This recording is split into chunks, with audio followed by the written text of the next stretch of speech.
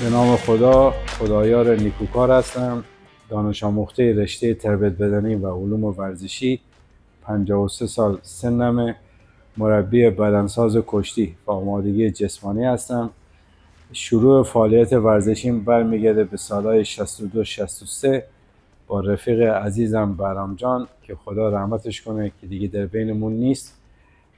ما تو رشته کنفو کار میکردیم. رشته کنفو اون موقع به دلایل خاصی ممنوع بوده و ما مجبور بودیم تا حیات خونه‌های قدیمی یا باغ‌ها یا کوه تمرین کنیم. حریف تمرینی سرسختی بودیم، با هم خوب تمرین میکردیم. یادم اون سالها هر روز صبح ساعت 4 صبح برای دویدن میرفتیم، بعد کارهای تخصصی تمرینمون رو انجام میدادیم که تا ساعت 7:30 تو مدرسه حاضر میشدیم. جمعه هم برای کوهپیمایی میرفتیم. اون موقع بابت اینکه تفریحات خاصی نداشتیم اهمیت زیادی به قدرت بدنی میدادیم، در واقع عرض و اندام میکردیم. من علاقه شدیدی به آمادگی جسمانی داشتم، بابت همین سال 72 از انجمن آمادگی جسمانی کشور مدرک مربیگری آمادگی جسمانی گرفتم.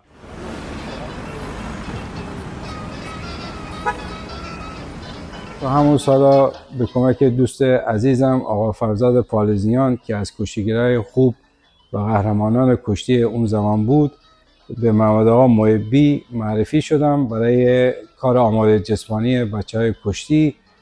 اوایل به عنوان هنرجو تمرین کردم تا اینکه محمد آقا محبی به من اعتماد کردن و به عنوان کمک مربی منو جزو کادر خودشون اضافه کردن. اون دوران عباس آقا مطیعی، آقا حمید رجبپور ایشون رو همراهی میکردن.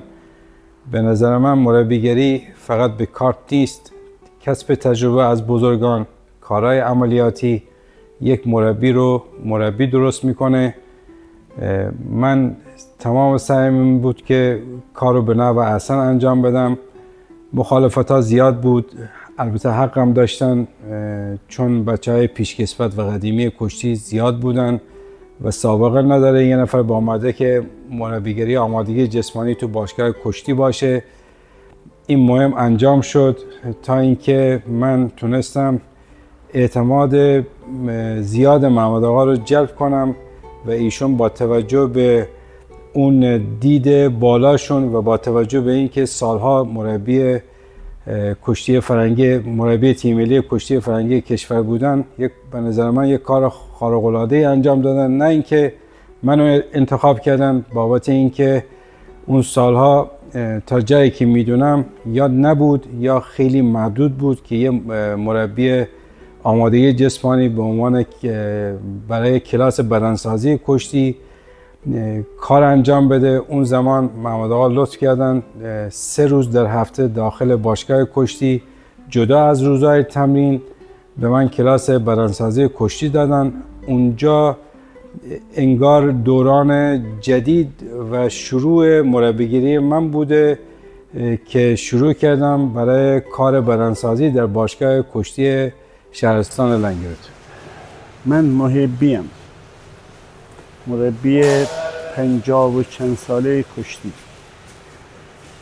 خدمت عرض کنم تو دوران مربیگری من دوستای زیادی با من بودن که از بزرگای کشتی مملکت ما هستن. یعنی اینا اگر این عزیزا لنگرود نبودن، یه شهر دیگر یا استان دیگه بودن، مثل خیلی از بزرگایی که مرتب یادشون میکنن تو سطر روزنامه ها و تو هر جایی که میشه نام برد، نام عزیزام حتما برده میشد. ما بزرگ‌ها که میخواد، اونایی که کشتی میشناسن نام میبرن، اونایی که مثلا بزرگ‌ها و عزیزایی که تو کشتی عزیزن، نه اونجوری بگیم نه، کشتی شناسا، قدر شناسا، نمک شناسا، اونا بخوان چیز بکنن، مثلا یاد آقا سید عباس مطیعی، یاد سید داوود چوبچیان، یاد آقا منصور صدرایی، یاد آقا منصور فخاری، آقا مرتضی دهبان، بچه‌هایی که شهید شدن، اسدالله مسافری، کنار همهشون اگه یه بار یکی نگه میگه خدایا رو چرا نگفتی؟ خدایا به گردن همه ما، به خیلی ها. مثلا تمام زحمات ما رو خدایا میکشید، ما اونجا جلو جولان میدادیم.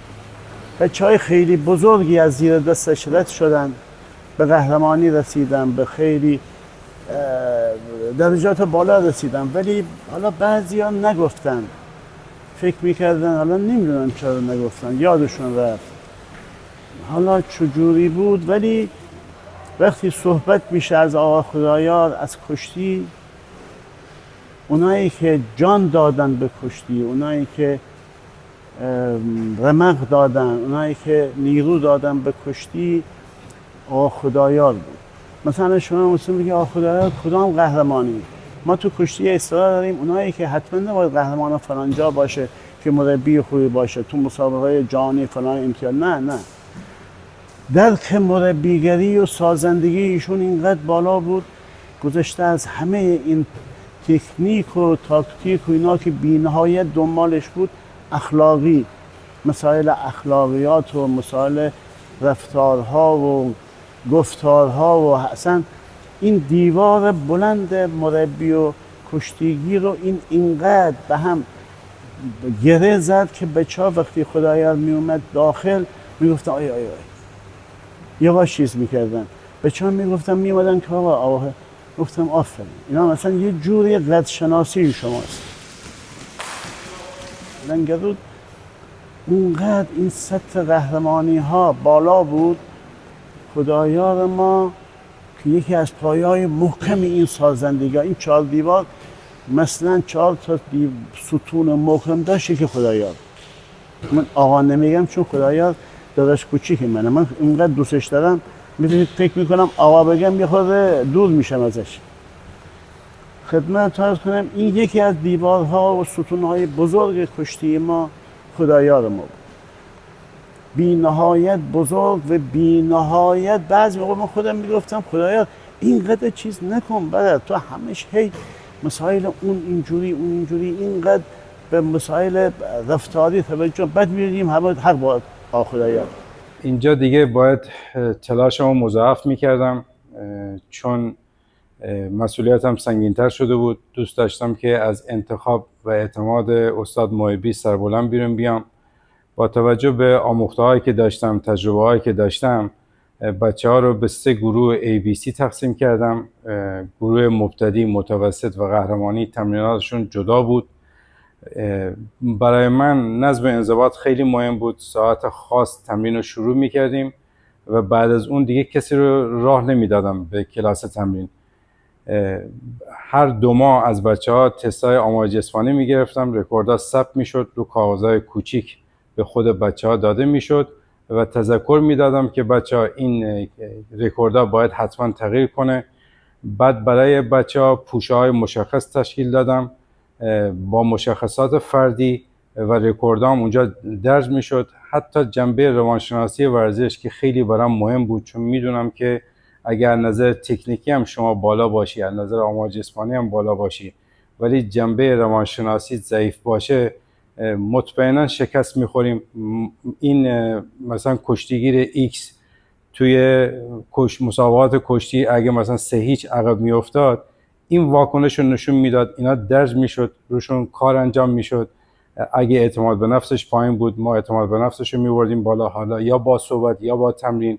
اینا چون برام خیلی مهم بود، این کارا رو انجام میدادیم. تو مسابقات هم واکنش‌ها رو میدیدم که چقدر داریم پیشرفت میکنیم، بچه‌ها دارن خوب میرن جلو. خب ما توی دهه 70 و اوایل دهه 80 تمریناتمون به صورت جدی دنبال میکردیم. توی اون دوره‌ها تمرینات به صورت سنتی انجام میشد، خیلی آکادمیک نبود، ولی خدایار کاری که با ما کرده بودن، برای هر فرد تمرینات اختصاصی و جداگانه در نظر گرفتن، یعنی بر اساس وزن، سن و ساختار فیزیولوژیکی و هر کدوم ما برنامه تمرینی جدا داده بود بهمون و خیلی این جریان برای ما خوشایند بود و باعث افزایش انگیزه ما بود و اینکه تو بدونی یه کسی هست حواسش بیشتر از خودت به خودت هست، خیلی برای ما جالب و جذاب بود. خب نتایجش هم تا حدودی بعدها مشاهده شد.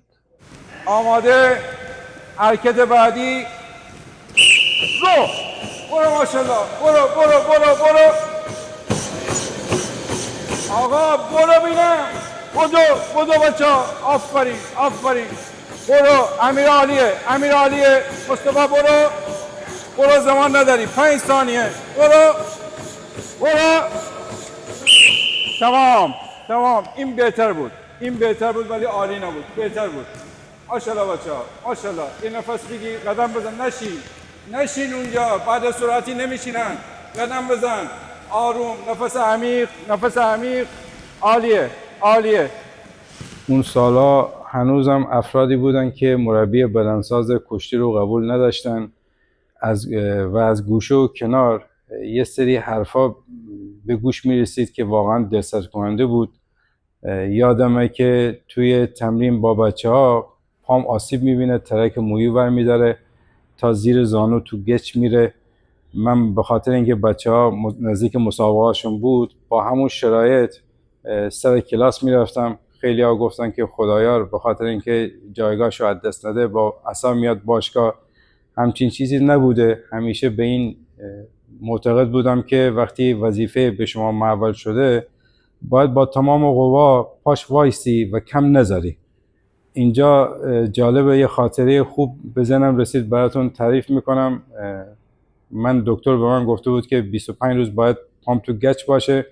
روز 20 میرم لایجان که به دکتر بگم آقا گچو باز کن که من بتونم بهتر رو کلاس باشم. وقتی میرم دکتر عکس میگیره، میگه نه، از اون 5 روزم باید بیشتر باشه، هنوز خوب جوش نخورده. من میام سر میدون که ماشین بگیرم برای لنگرود، یه پراید رنگ توسی منو سوار میکنه، میشینم جلو با پای گچ گرفته. راننده وقتی تو مسیر حرف پیش میاد، راننده به من میگه که آقا پات چی شد؟ بهش میگم که تو ورزش آسیب دید. گفت الان چیکار میکنی؟ دیگه بهش نگفتم که میرم تمرین، گفتم هیچی، باید برم خونه استراحت کنم. گفت آفرین به شما میگن آدم چیز فهم. من بچم یه مربی داره انگار مثل شما پاش شکسته، این پدر سوخته جانور میگه که همونجوری با اون پای شکسته میاد باشگاه تمرین میده. من بهشون گفتم که شما مربی بچه‌تو میشناسی؟ گفت ندیدم ایشونو از نزدیک ولی اسمم میدونم. گفتم اسمش چیه؟ گفت اسمش خدایاره. تازه فهمیدم که ایشون پدر یکی از کشتیگرای منه. هیچی، من حرفی نزدم، گفتم آره منم میشناسم، خیلی جانوره. صحبت پیش اومد، این بنده خدا منو تا دم در خونه رسون، حتی از من پولم نگرفت. برگشت تا 2 هفته بعد من تو باشگاه بودم، استاد محبی هم بودن، ایشون اومدن تو با استاد محبی سلام علیک کردن. استاد محبی برگشت گفت که خدا این پدر یکی از کشتیگیراست. من تا ایشونو دیدم شناختم. گفتم چرا؟ من خدمت ایشون ارادت دارم. ایشون برگشتن گفتن که ما همدیگه رو ندیدیم. گفتم چرا؟ من تو ماشینتون نشسته بودم. گفت تو ماشین من؟ گفتم آره. گفت چطور؟ گفتم اون پدر سوخته جانور. گفت واو تو خود خدایار بودی؟ گفتم آره من همون پدر سوخته جانورم. کلی عذرخواهی کرد، رفتم بیرون، برای من شینی گرفتن آوردن. هنوز این رفاقت ادامه داره. این خاطره جالبی بود که خواستم بهتون بگم.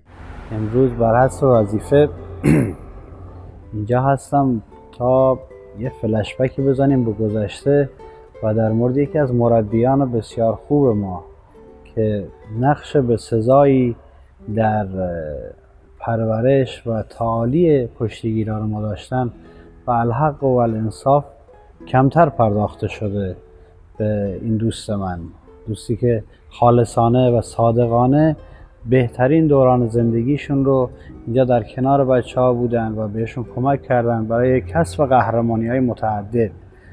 من یه گله‌ای بکنم اینجا از همه قهرمان های گذشته ما. همیشه میگفتن آقا قهرمان شدیم ولی کسی نگفت که این پل ارتباطی من تا رسیدن به قهرمانی چه کسی بوده، چه کسی از وقت خودش گذاشته، چه کسی بدون مزد و منت برای من تلاش کرده که من به قهرمانی برسم. و اینه که این چیز هاست که فرق یک قهرمان و یک پهلوان رو از هم جدا میکنه. و در اینجا جا داره من یادی بکنم از دوست و استاد عزیز من آقا خدایار نیکوکار که نقش بسزایی در تعالی کشتی لنگرود در اون دورانی که لنگرود بلد ورزش کشتی در کل کشور بوده. من بارها دیدم که ایشون از وقت خودشون گذاشتن و تمام توانایی خودشون رو گذاشتن تا بتونه مثلا فرهاد سباقپوری قهرمان ایران بشه، نیما عبداللهی قهرمان ایران بشه، برادران کشکولی قهرمان ایران بشن، برادران ذبیحی قهرمان ایران بشن. من از اینجا تشکر میکنم ازشون. اون موقع تیم کشتی لنگرود نه تنها تو استان بلکه تو کشورم مطرح بود. ما مدال‌های خوشرنگ زیادی از مسابقات کشوری داشتیم. بچه‌های کشتی لنگرود تو اردوهای تیم ملی زیاد شرکت میکردن. ما از باشگاه لنگرود قهرمان جهان، قهرمان آسیا و قهرمان‌های کشوری زیاد داشتیم. تو این دوران من توسط یه آشنا با استاد جواد رفیگر که خدا رحمتشون کنه آشنا شدم. ایشون عضو هیئت علمی دانشگاه تربیت بدنی تهران بودن و دبیر فدراسیون کشتی وقت. خیلی بهم کمک کردن. انگار یه دریچه دیگه از دوران مربیگری برام باز شد. دسترسی پیدا کردم به کتب علمی ورزشی. اونجا تازه متوجه شدم که یه رشته ورزشی به عنوان تربیت بدنی وجود داره. یه تلنگری بوده ولی گذرا ازش رد شدم. اولین دوره بدنسازی کشتی هم با کمک ایشون و در کلاس ایشون شرکت کردم. با موفقیت این دوره رو سپری کردم. باز با کمک ایشون با استاد پروفسور حمیدی رئیس انستیتوت کشتی کشور آشنا شدم. تونستم با ایشون مکاتبات داشته باشم. یادمه که بچه‌های ناجی برای اینکه ظرفیت حجم ریویشون رو ببرن بالا یه تمرین داشتن که به صورت داخل آب میموندن و نفسشون رو نگه می‌داشتن که حجم ریویشون رو ببرن بالا.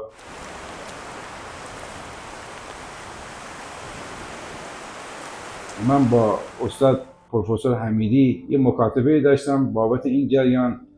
ایشون خواستن که من حضوری خدمتشون برسم. موقعی که رسیدم خدمت ایشون که مطرح کنم چند نفر دور میز نشسته بودن.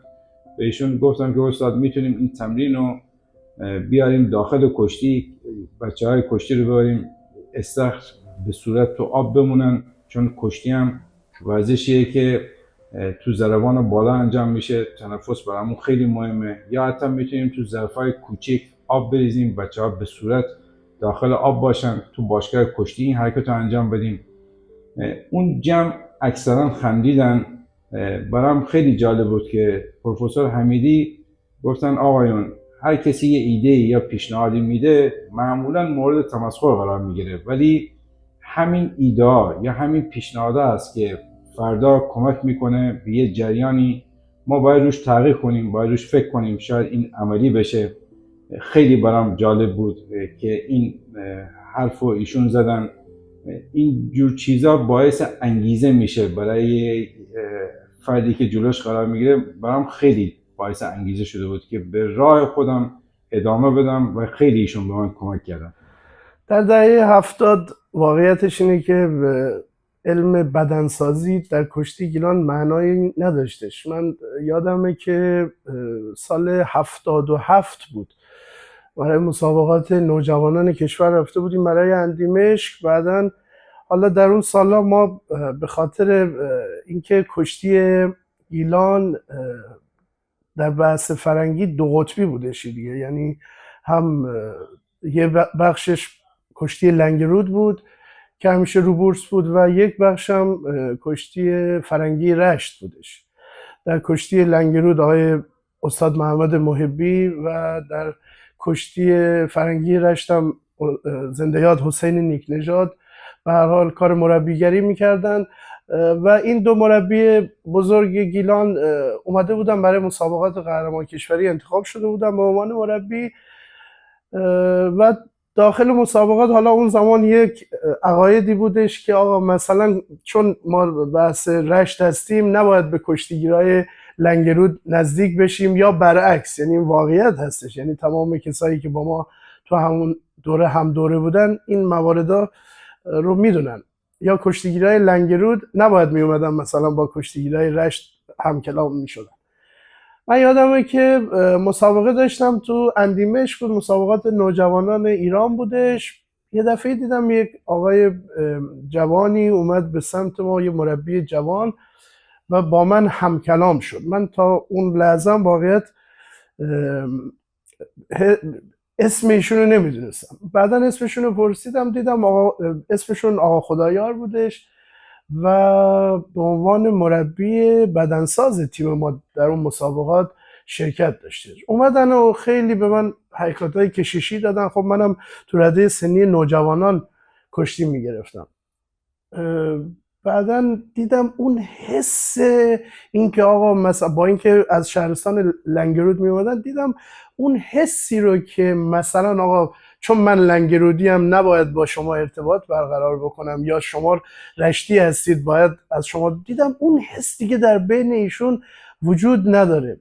خیلی حس خوبی از ایشون گرفتم و منو آماده کردن هم از لحاظ روحی و هم از لحاظ بدنی من برم داخل مسابقات. اون ارتباط از همون سال فکر کنم سال 77 بود بین من و آقا خدایار شکل گرفت و ما مسابقات بسیاری رو با همدیگه رفتیم و همیشه خاطرات خوب در ذهن من از ایشون تداعی میشه. و میگم اون دوران اصلا دورانی نبود که آقا یک مربی بدنساز بالای سر تیم باشه و آقای استاد محمد محبی با این انتخاب خودشون به نظرم یک کار خیلی مثبت و خوبی رو انجام دادن. یعنی علاوه بر این که یک مربی فنی بالا سر تیم بودش، یک مربی بدنساز هم بالای سر تیم بودن. ببینید ما در همون دوران کشتی لنگرود یک انقلابی در کشتی لنگرود شد. من هیچ وقت یادم نمیره آقای علی ذبیحی قهرمان ایران بودند در همون دوران، سوم مسابقات جهانی شدند. آقای رشید رحیمی قهرمان ایران بودند، آقای میرفلا قهرمان ایران بودند، برادرای کشکولی، امین عادل کشکولی قهرمان ایران بودند، آقای اصغرخا، آقای ایمان معصوم نژاد، آقای علوی، آقا فراد صباغپور، آقا نیما خورسند خدا رحمتش کنه، آقای نیما عبداللهی خدا رحمت کنه، آقای مصطفی ذاکر اکبری و خیلی از دوستای دیگه که حاصل دسترنج اون تیم قوی، یعنی محمد آقای محبی بحث فنی و آقا خدایار عزیزم بحث بدنسازی. خیلی کسایی که میگم در اون دهه که کشتی میگرفتن اصلا معنای بدنسازی رو نمیدونم و آقا خدایار یک به اصطلاح شیوه جدید تمرینی رو به کشتی گیلان آورد. تمام تلاشم این بود که اون چیزی که برای بچه‌ها ارائه میدم حتی امکان علمی باشه و باعث پیشرفتشون بشه. بعد اینکه چون دانشگاه رفت آمد میکردم برای گرفتن جزوات و کتاب‌ها، اون تلنگره داشت اینجا جواب میداد که تصمیم گرفتم واقعا وارد دانشگاه بشم. اساتیدم خیلی مشوقم بودن، میگفتن اگه میخوای تو مربیگری موفق بشی باید حتما تحصیلات داشته باشی. دیگه قطعا تصمیم گرفتم که کنکور ثبت نام کنم. عرض ادب و احترام خدمتتون عرض کنم که اوایل دهه 70 بود که من در ردای پایه تیم ملی نوجوانان جوانان تمرین میکردم. اون زمان هنوز تمرینات به صورت سنتی بود، علم بدنسازی تو اردوها وجود نداشت، هر کس به سبک و روال خودش تمرینات میداد. هر از گاهی هم تمرینات با وزنه بود ولی اصلا نظم و قانی برای خودش نداشت. همون اوایل بود که یه مربی روسی آقای ویشینین آوردن، بسیار مربی کاربلد که کشتی فرنگی ایران رو بسیار دگرگون کرد که همه این نتایج خوب از سنگ بنا و پیریزی که ایشون کرده بوده تشکیل شد. ایشون هم علم بدنسازی رو یواش یواش با اصرار و مقاومت خیلی از مربی قدیمی بالاخره اردو اضافه کرد. یادم یه روز مرخصی اومده بودم، چند روزی لنگرود، گفتم برم پیش آقای محبی یه تمرین رو انجام بدم. او زمان من بیشتر پیش آقای رجبپور تمرین میکردم. رفتم دیدم آقای خدایار برنامه بدنسازی گذاشته، حرکات ایستگاهی، که بهش گفتم که اگه امکانات شد منم حضور داشته باشم. بنده خدا ازم سوال کرد که نحوه تمرینم چجوری، اردو در چه شایمه از آمادگی قرار دارم. اومد بر مبنای برنامه‌ریزی من تایمو چید. خیلی به این فشار اومد، اصلا بدجور به چالش کشی شدم اون روز.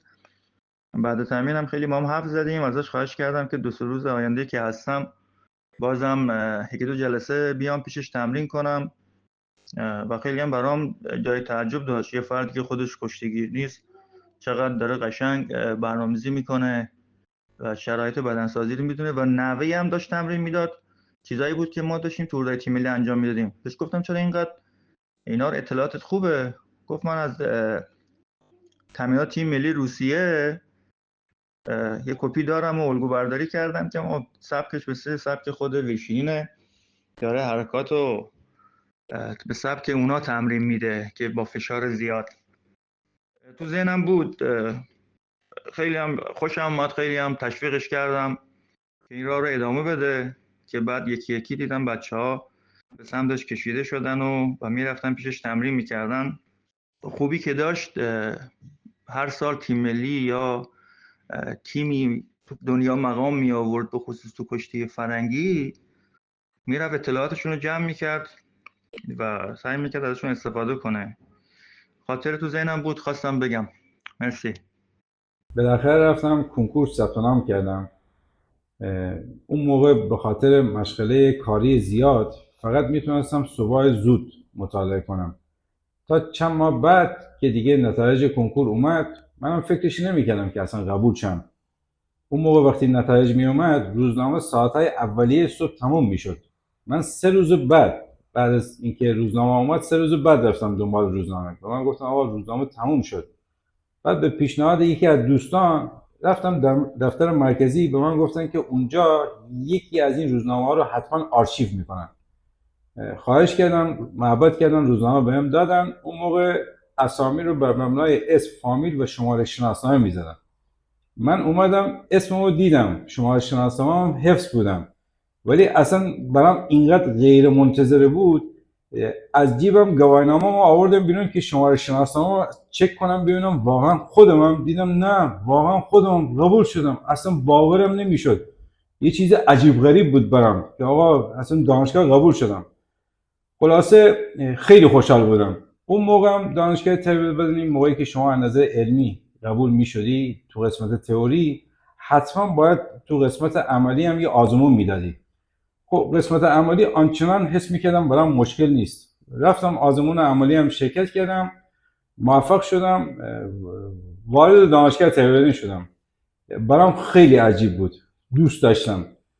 توی دانشگاه تربیت بدنی هم به غیر از یه ترم تمام ترم‌ها شاگرد اول شدم. با نمره A مدرکمو گرفتم. حتی پایان نامه رشته تربیت بدنی هم پایان نامه برای کشتی بوده. اینجا خیلی کمک شد دانشگاه، چون با اساتید دیگه آشنا شدم. توی دوران دانشگاه با استاد کیانوش اعتماد مقدم آشنا شدم. تو کلاس‌های ایشون شرکت کردم. باز کلاس بدنسازی کشتی گذروندم. جنبه‌های روانشناسی ورزش خیلی برام مهم بوده. اونجا با استاد پاکروان آشنا شدم. تو کلاس‌های ایشون خیلی شرکت کردم. دوره‌های ماساژ زیاد دیدم در راستای کار خودم، چون مربی بدنساز براش خیلی مهمه.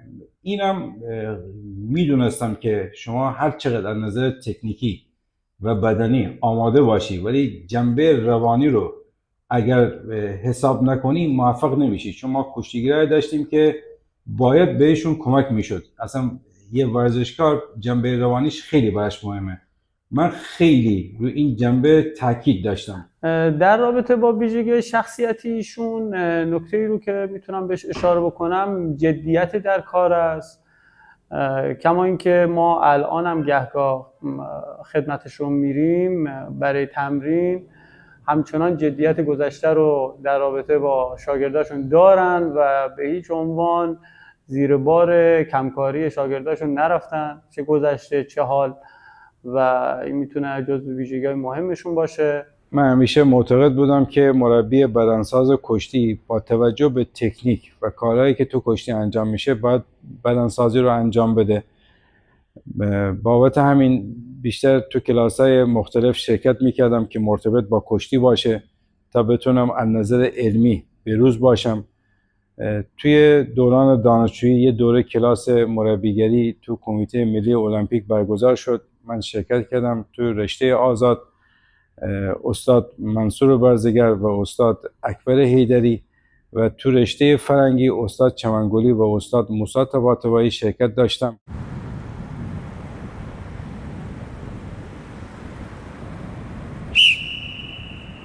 به درخواست محمد آقا محبی تو کلاس داوری شرکت کردم و این دوره رو با موفقیت گذراندم. این دوره گذشت و آقای دکتر محبوبی رئیس هیئت کشتی استان گیلان شدن. ایشون افتخار ایران و جهان هستن. جزو هیئت رئیسه پزشکی فیلا بودن. خیلی به نظر من تو این دوران کشتی پربار بوده. ایشون از نظر علمی خیلی اهمیت میدادن. ما دوباره به کلاس‌های کمیته ملی المپیک رفتیم. دوره‌های زیادی دیدیم توسط استاد بابک شادگان، پروفسور میرزایی و دوره‌های دیگه. خب در مورد شخصی داریم صحبت میکنیم به اسم آقای خدایان نیکوکار. خب آقای نیکوکار، من که رئیس هیئت کشتی بودم یا در کشتی بودم، ایشان دانش آموخته رشته تربیت بدنی و آمادگی جسمانی بودن و جالب اینه که پایان نامه دانشجویی ایشون هم در رشته تخصصی کشتی بود، یعنی با کشتی هستن و آگاهی کاملی به کشتی دارن. خب کسانی که این گونه هستن، یعنی در عین اینکه علم تمرین و علم ورزش رو میدونن و در حیطه و حوزه کشتی هستن، برای ما خیلی مهم هستن. اینا باید جذب کار خودمون بشن و زمان رئیس هیئت کشتی خود من سالها به عنوان مربی کشتی بودم و در کنار اون با علم کشتی و بدنسازی در خدمت کشتی بودم. دوره‌های مختلف رو در تهران گذراندن و یادمه که همراه با ایشان بود که برای اولین بار ما در ایران تیم کشتی نوجوانان گیلان سوم شد. ما با یک اختلاف مازندران دوم شد و ما سوم شدیم. شخصیت کاری ایشان جالب هست از دیدگاه خودم که نظاره‌گر مستقیم روی بعضی از مربیان بودم، بعضی از کشتیگیران بودم و من هرگز تعهد، رسالت و مسئولیت ایشون رو در قبال کشتی و تیم کشتی فراموش نمی کنم. اون دوران ما به صورت انفرادی در بعضی اوزان توی کشتی کشور مدال می گرفتیم، ولی مرداد سال 81 یک افتخار بزرگی برای استان گیلان بود که ما بعد از 15 سال در رده نوجوانان، اونم با اختلاف یک امتیاز، از مازندران مقام سوم کشور رو کسب کردیم. این یک دوران طلایی برای کشتی گیلان بود. حالا خدا اینقدر محسنات داره، من نمیدونم از کدامشون بگم. اون پاکی و درستی و نجابت و اون آقاییش. به نظر من موفقیت ما تو اون دوران به دلیل این بوده که مربیامون یک دل و یک جهت بودن. منیتی وجود نداشت.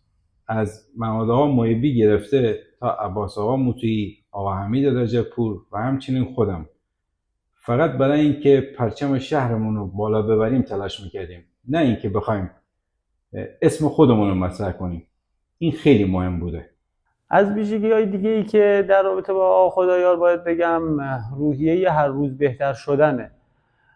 کما اینکه این ویژگی رو هنوزم در ایشون میتونیم مشاهده بکنیم و این حس رو همیشه به ما هم منتقل میکردن. گهگاه هم پیش میومد، خب ما در دوره نوجوانی که تمرین میکردیم بچه‌ها میومدن با سنای بالاتر، به اصطلاح دوره قهرمانیشون گذشته بود، از نگاه ما بایستی برای سلامتی تمرین میکردن، ولی وقتی به خدایا مراجعه میکردن خیلی با انگیزه برنامه تمرینی جداگانه بهشون میدادن و به اصطلاح انگار این فرد قراره تازه برای قهرمانی اقدام بکنه. این روحیه رو من دوست داشتم همیشه.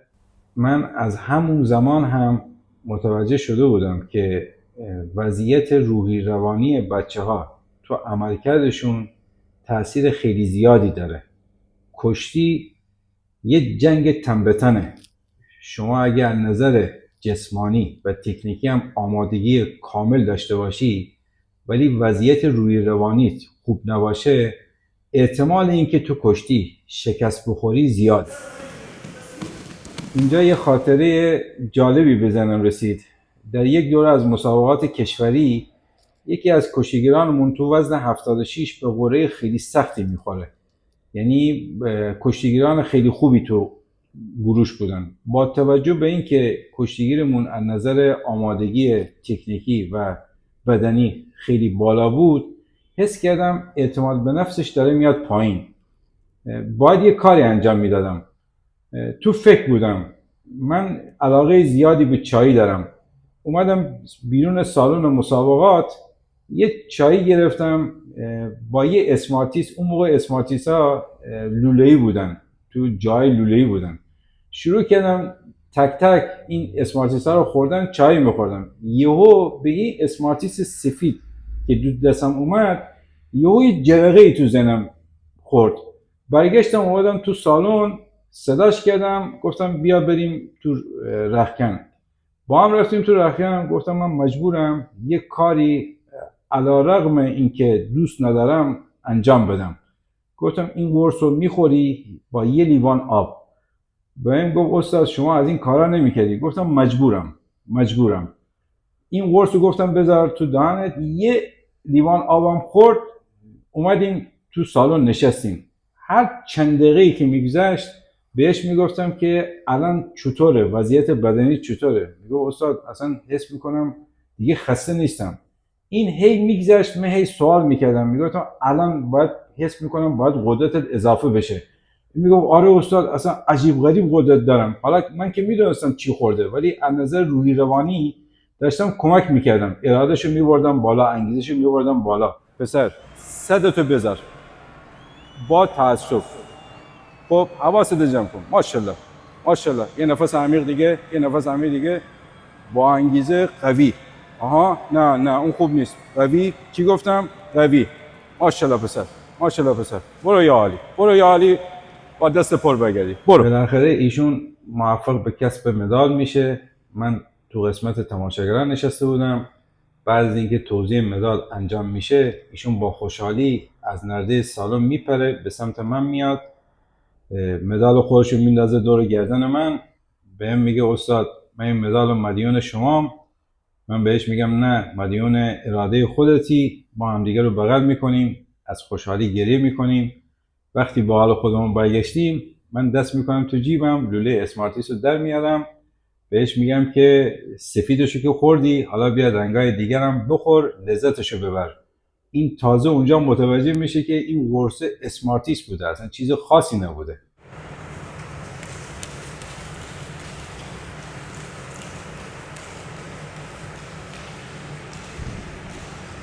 همیشه سعی کردم در مسئولیتی که دارم با وجدان کاری بالا کار کنم. تلاشم این بوده که به ورزش کشتی کمک کنم، آبروداری کنم. از انتخاب شدنم توسط استاد محمد محبی هیچ وقت نخواستم جای کسی رو بگیرم. تمام فکر و ذکرم کشتی و شهرم بوده.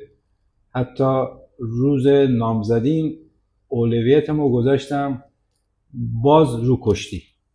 خاطره دیگه هم که از ایشون دارم برمیگرده به یه سری مسابقات دوستانه‌ای که با تیم کشتی نوشهر داشتیم و آقا خدایارم از اونجایی که مربی بدنساز ما بودن وظیفه تمرین دادن و آماده کردن بچه‌ها قبل از ورود به تشک رو به عهده داشتن و خب اون مسابقات تا فکر میکنم 12 شبم ادامه داشت و آقا خدایارم خب بچه‌ها رو گرم می‌کردن، آماده می‌کردن که برن وارد تشک بشن. غافل از اینکه ما خودمونم نمیدونستیم اون شب نامزدی ایشون بود و لباس نامزدیشون هم تو ماشین بود. ایشون مجبور شده بودن توی ماشین لباس نامزدی بپوشن و میخواستم اینو بگم که در بهترین شرایط زندگی، در بهترین روزهای زندگیش هم از کشتی و ورزش غافل نبودن هیچ وقت.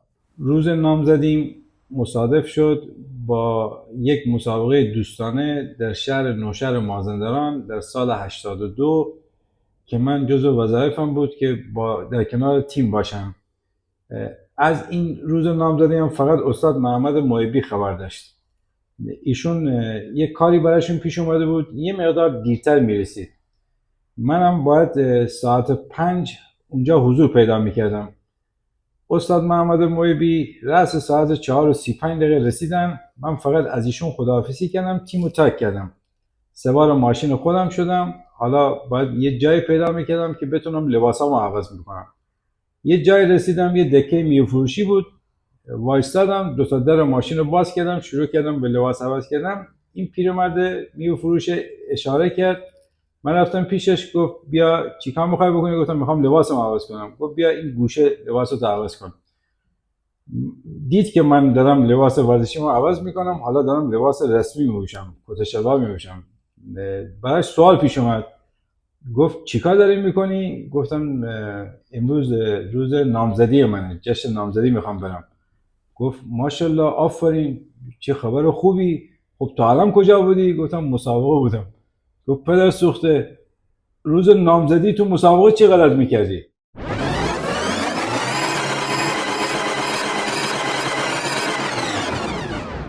در طول دوران کشتی ایشون به نظر من هرگز اعتراض غیر منطقی ازشون ندیدم و اگرم انتقادی بوده یه انتقاد عقلانی بوده، انتقادی نبوده که در اون تنش و تخریب وجود داشته باشه. به زبان ساده تر آقای نیکوکار یه موجب آرامش کشتی بودن همیشه تا اونجایی که من به خاطر دارم و یک مربی ناپیدا و پشت صحنه‌ای که در حین تلاش برای کشتی آرامش هم به کشتی میداد. به عبارتی میشه گفت نه به انتظار یاری در کشتی بود، نه زیار انتظاری داشت در کشتی. گاهی اوقات من اینجوری حس میکردم که آقای نیکوکار بودن یا نبودن خودشون، یعنی در گاهی بودنشون گاهی نبودنشون فرقی نداره وقتی تاثیرگذار نیستن در کشتی و اون نبودن رو انتخاب میکرد برای اینکه این گونه بودنش رو احترام بذاره در کشتی و این برای من بسیار جالب بود و ما در کشتی ایران، نه در کشتی ایران، خیلی کم داریم که این حس رو پیدا بکنن که نبودنش به خاطر بودنش به احترام به خود هست و خودشون رو کنار بکشن. این زیبا و پهلوانی هست در حیطه کشتی، چون مفاهیم پهلوانی فقط رو در کشتی ما میبینیم و به عبارتی قهرمانی و پهلوانی در کنار هم قرار دارن، ولی وقتی از پهلوانی صحبت میشه بسیار پیچیده میشه و گاهی اوقات مردم نبودنهای خودشون رو در اون شخص جستجو میکنن. به عبارتی باید بگم که کشتی بسیار ورزش با مضامین و مفاهیم پیچیده است که میتونه در مردم تاثیرگذار باشه که بسیار دیدیم که دوران معاصر ما هم تختی بوده. به هر حال من حسم اینه که ایشون بسیار پرکار بودن، با تعهد بودن، با رسالت بودن، کارشون رو بلد بودن، تو حاشیه نبودن و علم کشتی رو داشتن. ما کاری براشون نکردیم و بجز این که در همینجا تشکر ازشون داشته باشیم و خوشحال هستیم که باز در حوزه کشتی باشن و به کشتی کشور ما کمک کنن. خیلی متعصب بودن سر بچه ها، مثلا احساس میکردن که یک حرف رو با تکرار گفتن این تاکید و زا کن توجه بکنین. آقا هم وای میستادیم آخه چی میخواد بگم، باید ببورین. آقا گفتم تعصب داشته باش، حواست جمع کن. بهت چی گفتم؟ مسابقه داری، اینجا باید تلاش کنی، اونجا مدال بگیری. بی غیرتی نداریم، بی تعصبی نداریم، کشتیگیری ماشاءالله. گوش میدی یا نه؟ آقا این بایده شاید یه 4 تا کلام ساده بوده ولی باور نمیکنید تا این ریشه های جان ما می نشست و بچه ها از جون مایه میذاشتن. به خدا من تعصب رو خیلی کم میبینم الان توی بچه های امروز. یعنی میگن حرف چه از دل برخیزد لاجرم بر دل نشیند. یعنی آقا خدایر حرفاش دلنشین بود و صادقانه بگم من کار فولی از ایشون ندیدم تو این مدت. همه انسان ها جایز الخطا هستن ولی من از این بزرگوار الحق و الانصاف چیز بدی ندیدم و همیشه ازشون به خوبی و خوشی یاد میکنم. یه دونه از افتخارات زندگی من این بود که شاگرد ایشون بودم. ماشاءالله و خدا رو شکر من بچه بودم، خیلی کوچولو بودم، و خدایر همینطور بودم. من پیر شدم دارم از بین میرم و خدایر باز همین شکلی و همینجوری است. خدا بهشون عمر با عزت بده. من قلبا دوستشون دارم، رشوه کلامی نمیدم، یعنی دوستشون دارم دیگه. خدا حفظشون کنه. ممنون، متشکرم از شما. ما تو زندگیمون با آدم‌های زیادی برخورد داریم ولی افراد کمی هستن که توی زندگی ما تأثیر گذارن. خدایار نیکوکار جزو افرادی هستن که تأثیر زیادی توی شخصیت بنده داشتن. به شخصه شکلگیری ویژگی‌های رفتاری خودم رو مدیون ایشون هستم و هر جا هم هستیم توی جمع‌های قدیمی صحبت که می‌کنیم همیشه هم میگم که بنده زبانم توان بیان احساسم نسبت به ایشون رو نداره. جا دارم اینجا از پدر مادر خودم تشکر کنم که خواسته یا ناخواسته ما رو وارد یک فضایی کردن که بتونیم با چنین انسانی ما آشنا بشیم و زیر نظر ایشون زندگی رفتاری رو یاد بگیریم. همواره از ایشون خاطرات خوب دارم. چند سال بعدم دوباره ما به مسابقات کشوری رفتیم که من اون سال جز 14 ایران شدم. همیشه به من میگو آقا تو مثل علیرضا رضایی میمونی، آقا از همه قد کوتاه‌تری، از همه وزنت پایین‌تره ولی بهتر از دیگران داری نتیجه میگیری. به هر حال این خاطراتی بود که من از آقا خدایار دارم. انشالله که هر جا هستن سلامت باشن و همواره بتونیم از پتانسیل ایشون با توجه به اینکه رشته تحصیلی ایشون هم ورزش بوده، با اینکه ارتباط روانشناسیشون با طرف مقابل خیلی خوب هستش، چون بحث ورزش حالا یک بحث استعداد و بحث تمرین است، بحث بعدیش اینه که مربی چجوری بتونه با شاگرد خودش اون انتقال عواطف، اون انتقال صحبت‌های خودش رو داشته باشه و خدایار واقعا در این قضیه بسیار تبحر داشتن. امیدوارم که سلامت و خوب باشن. ایشون استاد بزرگ من، هرچی تو مربیگری دارم به اینجا رسیدم از ایشون استاد محمد محبی تو باشگاه کشتی لنگرود. این باشگاه کشتی لنگرود مال دهه 70 این عکس‌ها. اینجا همون دوران با کمترین امکانات کارهای بدنسازی بچه‌ها رو انجام میدادیم. کش نداشتیم، تویوپ چرخ 28 رو ور می‌داشتیم، برش میدادیم، به عنوان کش استفاده میکردیم. این سال 77 مسابقات کشتی آزاد بوده در کرمانشاه. من به عنوان مربی بدنساز کشتی بودم. اینا عکس‌های دوران داوری منه که باید حتما برای کسب درجه تو مسابقات کشوری من سوت میزدم. اینم اردوی آمادگی سال 81 تیم نوجوانان کشور که مقام سوم کشور رو کسب کردیم. حدود 1 ماه تو اردو بودیم، با این بچه ها کار میکردیم در کنار مربی های بزرگ تکنیک. منم اینجا به عنوان مربی بدنساز کار کردیم که سال 81 بعد از 15 سال رو سکوی تیمی رفتیم. افتخار خیلی بزرگی بود برای گیلان. اون روزی که من شروع به کار کردم اکثر مربی‌ها بدنسازی کشتی رو قبول نداشتن. به خاطر همین من با موانع زیادی روبرو بودم.